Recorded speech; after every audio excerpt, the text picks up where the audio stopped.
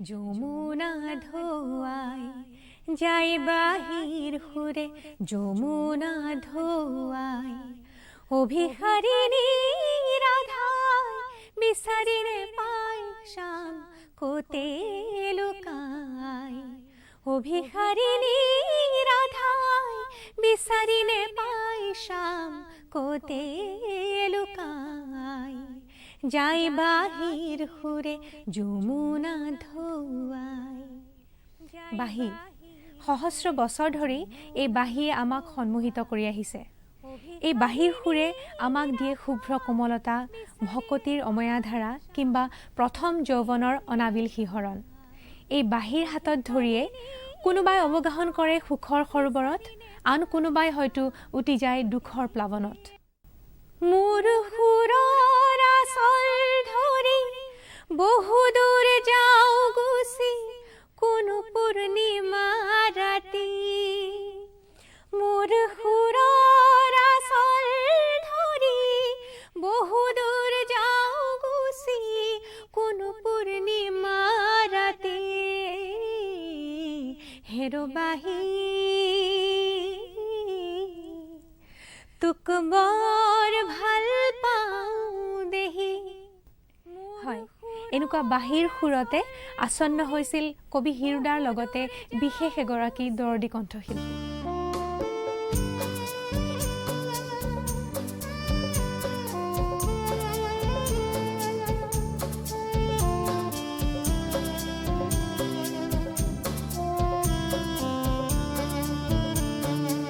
অকালতে আমাৰ মাজৰ পৰা হেৰাই যোৱা চাৰু গোহাঁইৰ জন্ম হৈছিল শিৱসাগৰ জিলাৰ চৰাইদেউ চাহ বাগিচাত। পিতৃ মাতৃ ক্ৰমে নন্দীৰাম বুঢ়াগোহাঁই আৰু ভদ্ৰেশ্বৰী বুঢ়াগোহাঁই। তেখেতে পোনতে চৰাইদেউতে বিদ্যাৰম্ভ কৰি পিছলৈ নাজিৰা উচ্চ মাধ্যমিক আৰু শেষলৈ গুৱাহাটীৰ বি বৰুৱা কলেজত শিক্ষা গ্ৰহণ কৰে।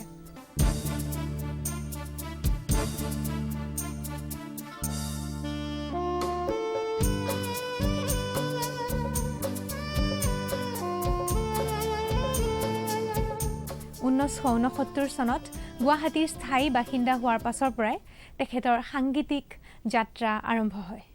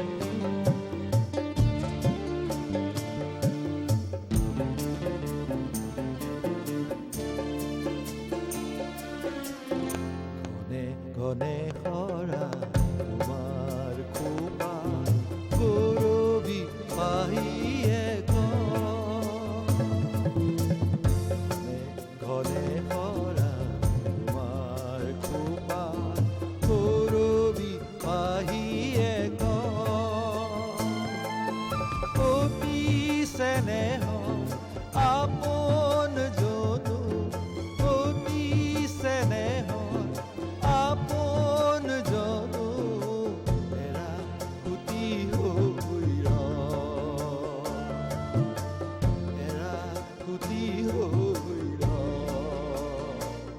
তুমি আহিছিলা সেনাই মোৰ পদূলিলে বুলি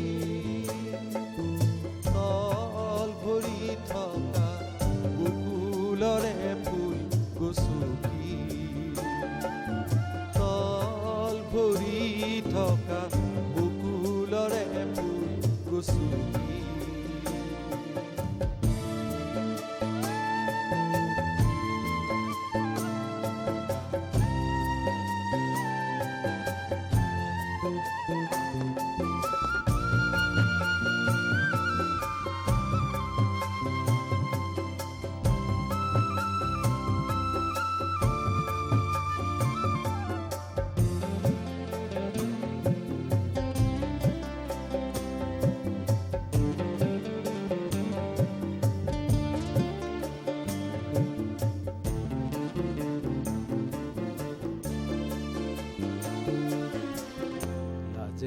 মাতিলে খা তোমাৰ লিৰি ভৰিৰ নখে যে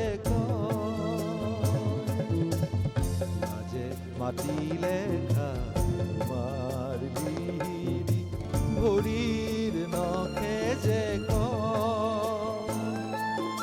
অতি হেঁপাহ জীৱন ৰেখা অতি হেঁপাহ জীবন ৰেখা ঘনে মুচি মুচি ঘনে মুচি মুচি তুমি আহিছিলা সেনা মোৰ পদূলিলে বুলি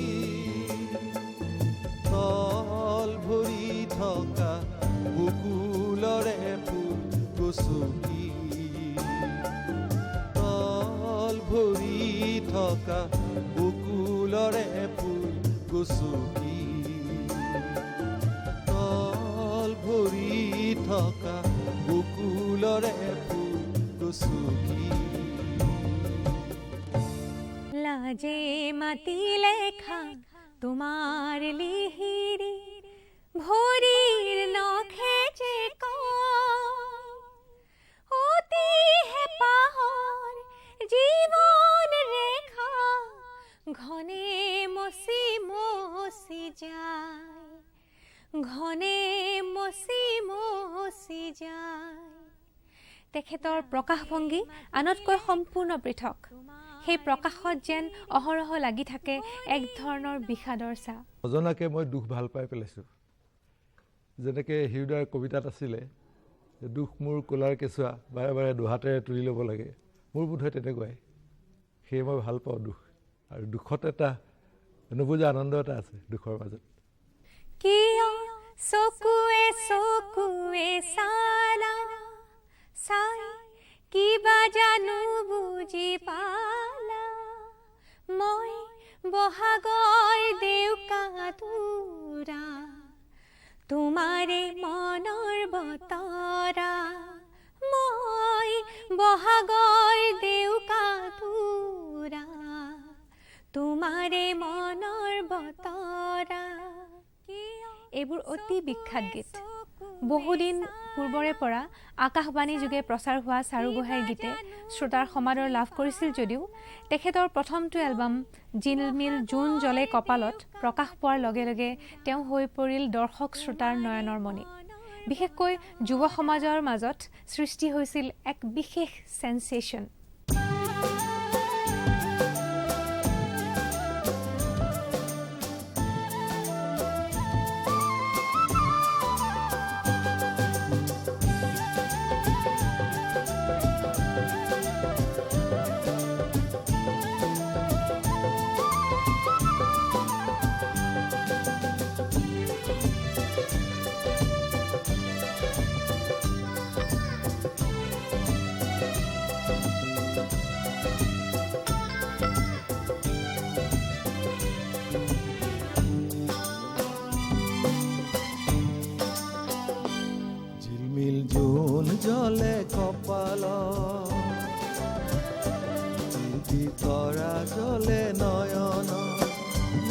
যে হৃদয় জলে তোমার এই মরম ঝিলমিল জোন জলে কপাল তরা জলে নয়ন মোর যে হৃদয় জলে তোমার এই মরম ঝিলমিল জোন জলে কপাল তরা জলে নয়ন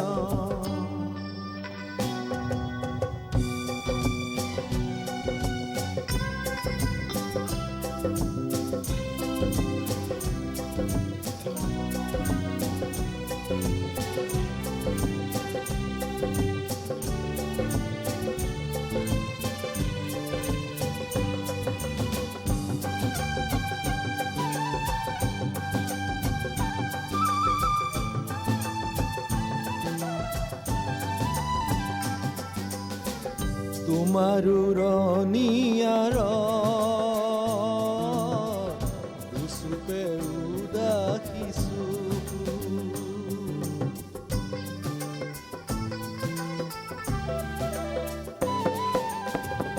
তোমাৰো ৰনিয়াৰ দুচুপে উদাসিছো তোমাৰি হাৰে আৰ কপিছে মৰমি বুকু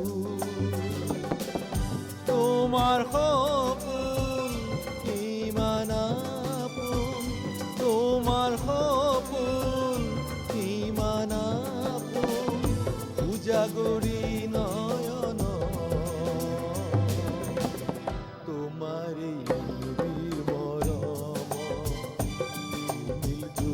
জলে কপাল তরা জলে নয়ন মোর যে হৃদয় জলে তোমার এই মরম জোন জলে কপাল তরা জলে নয়ন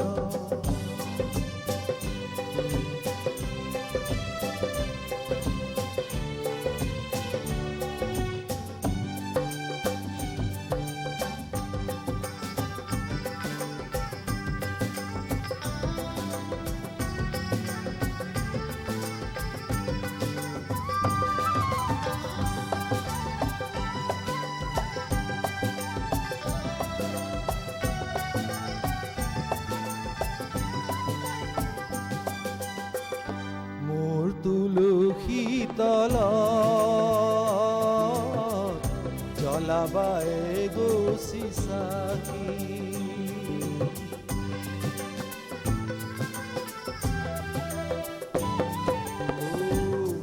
তুলসী তল জ্বলাবায়ে গছি চাকি মোৰে বুকুৰ মাজ জাগরে রোবারাতি পাখি মেলিলা কোন পখিলা পাখি মেলিলা কোন পখিলা মোর এই জীবন বন তোমার এই মরম জোন জলে কপাল তরা জলে নয়ন মোর যে হৃদয় জলে তোমার জোন জলে কপাল তরা জলে নয়ন মোর যে হৃদয় জলে তোমার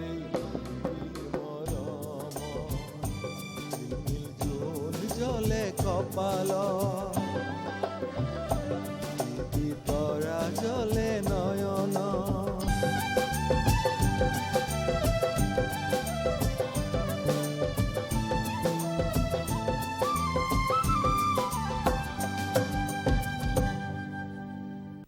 চাৰু গোহাঁয়ে সুন্দৰ গীতো লিখিছিল কি গীত জানে বহাগতে আহিবি চেনাই ঐ খোপাতে এপাহি কপৌ ফুল দিবলৈ। এনেকুৱা ভালেমান গীতৰ স্ৰষ্টাগৰাকী নিজে আছিল সুদক্ষ গীটাৰবাদক। বহুতে হয়তো নাজানে যে ভূপেনদাৰ চেনেহীৰ ফটা ৰিহা আৰু জয়ন্ত হাজৰিকাৰ কেতিয়াবা বেজাৰতে এই বিখ্যাত গীত দুটাত আমি যি গীটাৰ শুনো তাৰ গৰাকী হৈছে চাৰু গোহাঁই।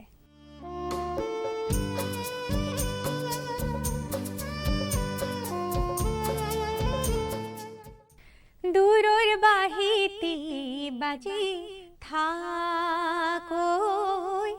দূৰৰ বাহিতি বাজি থাকৈ, দূৰৰ বাহিতি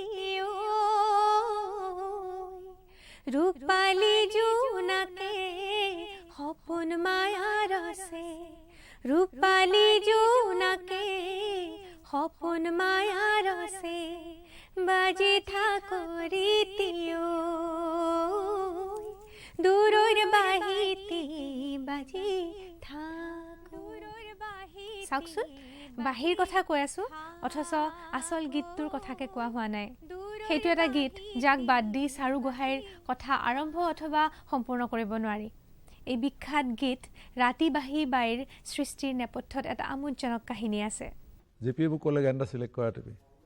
মই ৰাতি বাই বাইটো উলিয়াই ল'লোঁ। উলিয়াই লৈ জেপি ঘৰতে বহি সন্ধিয়া সময়ত লাইট জ্বলাইছে। আমি লাইটটো নুমাওঁ, লাইটটো জ্বলাওঁ, কথাখিনি চাওঁ, কথাখিনি পঢ়ি পেলাই লাইটটো নুমাই পেলাই আমি গান সুৰ কৰোঁ। হাতত দুখন গীটাৰ দুয়োটাই, তেনেকৈ গানটো সুৰ কৰিছোঁ। কেইবাটাও দশক ধৰি শ্ৰোতাক মন্ত্ৰমুগ্ধ কৰি ৰখা গীতটো সৃষ্টিৰ বাবে কিমান সময় লাগিছিল বাৰু? মাহ, বছৰ, দিন? এইটো সুৰ কৰোঁতে আধা ঘণ্টা। এটা কথা জানেনে, বাঁহীৰ কথা লৈয়ে গীতটো হৈছে যদিও তাত কিন্তু বাঁহী ব্যৱহাৰ কৰা হোৱা নাই, কাৰণ গানৰ কথাখিনিয়ে বাঁহীয়ে মুখে কন্দুৱায়। হয়, তেখেতে সদায় নতুন আৰু পৃথক ধৰণৰ কাম কৰিহে ভাল পাইছিল। তাৰ প্ৰমাণ এই গীত।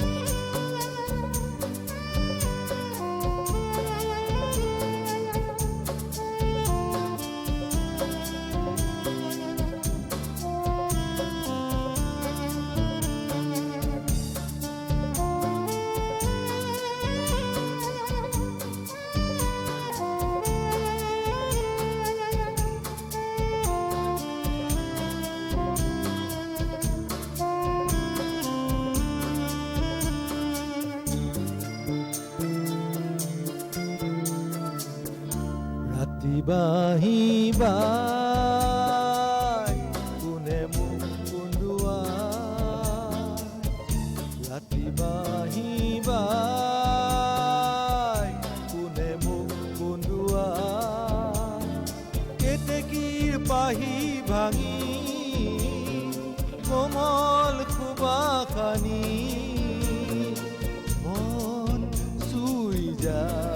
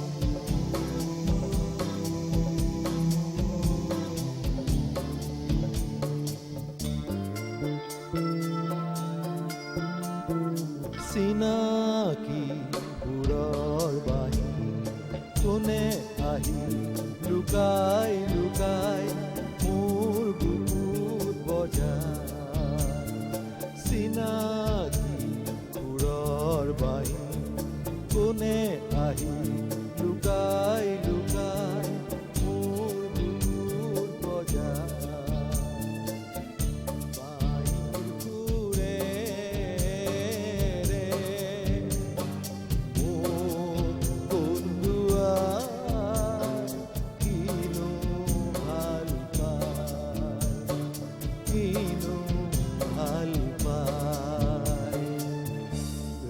বাঁহী বাই কোনে মোক কন্দুৱা ৰাতি বাঁহী বাই কোনে মোক কন্দুৱা কেতেকীৰ পাহি ভাঙি কোমল কুমাখানি মন চুই যায় বাঁহী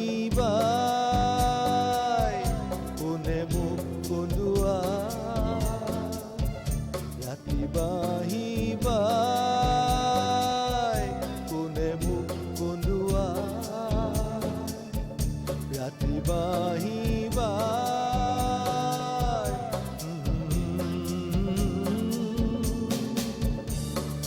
এগৰাকী অনুভূতিপ্ৰৱণ আৰু দৰদী কণ্ঠৰ শিল্পী আছিল চাৰু গোহাঁই তেখেতৰ এনে এটা গীত নাই যাক শ্ৰোতাই আদৰি লোৱা নাই সেইবোৰ এনেকুৱা গীত যিবোৰে যেন এক অব্যক্ত বেদনা কঢ়িয়াই ফুৰে হয়তো তেখেতক আমি ভালদৰে বুজাই নহ'ল মাথো গীতহে শুনি থাকিলোঁ যিটো বাঁহীয়ে তেখেতক কন্দুৱাইছিল সেইটো আমালৈ থৈ হঠাতে মানুহজন আঁতৰি গ'লগৈ পিছে অসমৰ আকাশে বতাহে চাৰু গোহাঁই থাকিব বেঙুনীয়া কপৌৰ পাহিত জোন হৈ জ্বলা কাৰোবাৰ ফুটত আৰু অসমীয়া সুৰে উন্মনা কৰা প্ৰতিগৰাকী শ্ৰোতাৰ হৃদয়ৰ নিভৃত কোণত